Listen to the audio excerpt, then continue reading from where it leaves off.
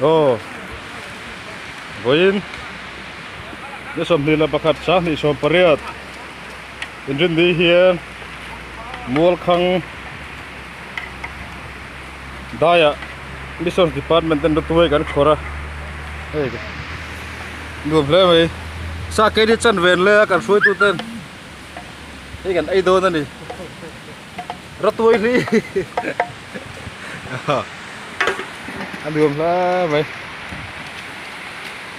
thật lang thế đi à bắp phạc cho mẹ tem rồi giàu chứ chứ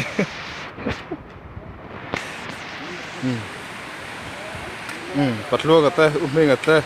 bắp sao mà thế rau mà thế mỗi thế thế udah rau thế lalapa thế ujar puya thế buat thế thế cái pastor ini hawa aduam lah vậy vai mình lâu thì cái anh lâu như pastor rồi thì bro thế anh đi anh post rồi nghe